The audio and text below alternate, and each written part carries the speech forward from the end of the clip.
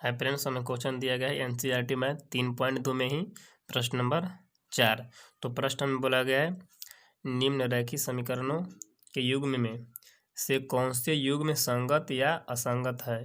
यदि संगत है तो ग्राफीय विधि से हल ज्ञात कीजिए। तो हमें प्रथम सवाल दिया गया है x + y = 5 और दूसरा समीकरण दिया गया है 2x + 3y = 10। तो चलिए हम इसे निकालते हैं कि संगत है या असंगत। तो सबसे पहले हम इसको a1 b1 और इसको c1 मानेंगे और इसको मानेंगे a2 b2 और इसको c2। तो चलिए सबसे पहले बराबर इस पर है तो इस पर हम ले आएंगे। तो लिखेंगे x + y प्लस में इधर आएगा तो माइनस में 5 बराबर 0। इसको भी 2x + 2y प्लस में इस पर ले आएंगे तो माइनस में बराबर 0। तो अब हम इसको मानेंगे a1 बराबर यहाँ कुछ के नहीं मतलब 1 से गुना है तो 1 लिखेंगे और b1 बराबर भी यहाँ कुछ के नहीं है तो 1 से गुना होगा तो 1 होगा b1 बराबर और c1 बराबर -5।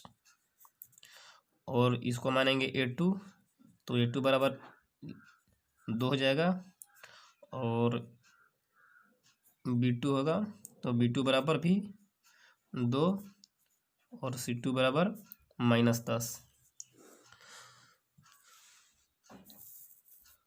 तो चलिए हम आगे फार्मूला लिखेंगे a1 बटे a2 और b1 बटे b2 और c1 बटे c2।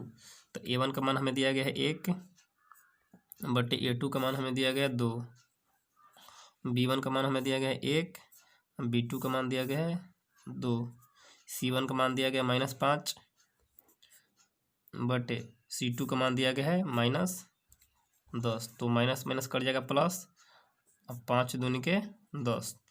तो यहाँ पर आया है 1/2 और यहाँ पर भी 1/2 और यहाँ पर भी 1/2। तो सभी के मान बराबर हैं। तो हम लिखेंगे a1 बटे a2 b1 बटे b2 और c1 बटे c2 बराबर है। तो a1 बटे a2 बराबर हो गया b1 बटे b2 और बराबर हो गया c1 बटे c2। तो हम देखेंगे कि संगत है या असंगत। तो चलिए हम देख लेते हैं इसमें। तो देखिए सभी का मान यदि बराबर हो तो यह संगत होगा। जैसे a1 बटे a2 बराबर है b1 बटे b2 और c1 बटे c2। तो यह समपाती रेखा होता है और इसके अनंत हल होंगे और यह भी संगत रेखा है। यदि a1 बटे a2 और b1 बटे b2 बराबर नहीं रहता तो भी यह संगत होता। और यदि a1 बटे a2 बराबर होता और b1 बटे b2 बराबर हो जाता और बराबर नहीं होता c1 बटे c2 तो यह असंगत होता। तो हमारा a आया है इसलिए यह संगत होगा। तो हमें बोला गया है प्रश्न में कि जो संगत है उसको ग्राफीय विधि से हल कीजिए। तो लिखेंगे कि यह संगत युग्म है, संगत युग्म है। तो चलिए अब हम ग्राफीय विधि से हल करेंगे। ग्राफीय विधि से हल, तो ग्राफीय विधि से हल हम निकालेंगे। तो सबसे पहले समीकरण 1 समीकरण 2 को हम लिखेंगे। समीकरण 1 हमें दिया गया है x + y बराबर 5 और समीकरण 2 दिया गया है 2x + 2y बराबर 10। तो लिखेंगे समीकरण 1 से। समीकरण 1 हमें दिया गया है x + y बराबर 5।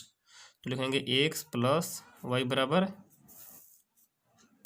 5 और इसको हम एक घर बना लेंगे जिसमें x और y का मान हम लिखेंगे। चलिए इसमें x और इसमें y। तो आगे बढ़ेंगे x बराबर 5 प्लस में y इधर आएगा तो माइनस में y होगा। तो आगे हम मान रखेंगे। तो y का मान हम 1 रखेंगे तो 1 होगा 5 माइनस 1, तो 5 में से 1 हटेगा तो होगा 4, तो x का मान आ जाएगा 4। एक बार और बनाएंगे तो 5 माइनस y के मान अभी 2 बार 2 रखेंगे, तो y के मान 2 रख दिए, तो 5 में से 2 घटेगा तो 3, तो x का मान आ गया 3। इस बार समीकरण 2 लेंगे तो 2 समीकरण हमारे कितना दिया गया, 2x प्लस 2y बराबर 10। तो लिखेंगे समीकरण 2 से, समीकरण 2 से 2x प्लस 2y बराबर 10। इसी तरह हम एक और घर बनाएंगे और इसमें x और y का मान लिखेंगे। तो चलिए x y का मान हम निकालेंगे। तो इसमें हम 2 कॉमन लेंगे, तो 2 कॉमन लेंगे हम, तो इसमें बचेगा x प्लस 2 कॉमन लेंगे तो बचेगा y बराबर 10। 2 से काटिए, 2 बचे 10, x प्लस y बराबर 5। तो देखिए समीकरण 1 में x प्लस वाई का मान आया है 5 और इसमें भी x प्लस वाई बराबर है 5। तो जितना इसमें आएगा उसमें दोनों का मान बराबर होगा। तो जैसे x का मान 4 है तो इसमें भी लिखेंगे x का मान 4 और y का मान है 1, तो लिखेंगे 1, क्योंकि यहाँ पर x प्लस वाई बराबर 5 और समीकरण 2 में भी आया है x प्लस वाई बराबर 5, तो दोनों का मान बराबर होंगे। तो आगे लिखेंगे 3 और y का मान 2। तो इसको हम ग्राफीय विधि से हल करेंगे। तो चलिए एक ग्राफ का पेपर ले लेते हैं। तो चलिए आगे ग्राफ के पेपर पर हम इसको मान निकालेंगे। तो हमारा x अक्ष है और ये y अक्ष है। तो हमें मान दिया गया है x के मान 4 और y के मान 1। तो चलिए x का मान 4 हम लेंगे, तो x अक्ष है तो x का मान 4 और y का मान 1, तो y लाइन है तो इसके मान होगा 1 और यहाँ से जाएगा 4, तो यहाँ बिंदु मिलेगा। तो एक बिंदु हम टच करेंगे, x का मान 4 और y का मान 1, जो मिलेगा वहाँ एक बिंदु होगा। तो चलिए आगे हम देखते हैं x के मान 3 और y के मान 2। x के मान 3 और y के मान 2, तो यहाँ कटेगा, यहाँ से x के मान 3 और y के मान 2। तो एक बिंदु इस पे लगाएंगे और इसको हम एक रेखा खींच देंगे।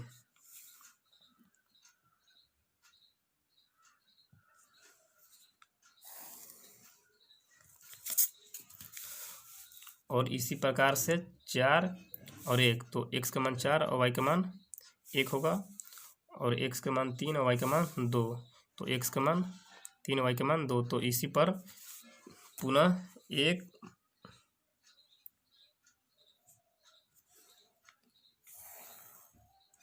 तो इसी लाइन पर काटा है, तो इसके अनंत हल होंगे, इसके अनंत हल होंगे। तो यह क्वेश्चन सॉल्व हो चुका है। तब तक के लिए धन्यवाद।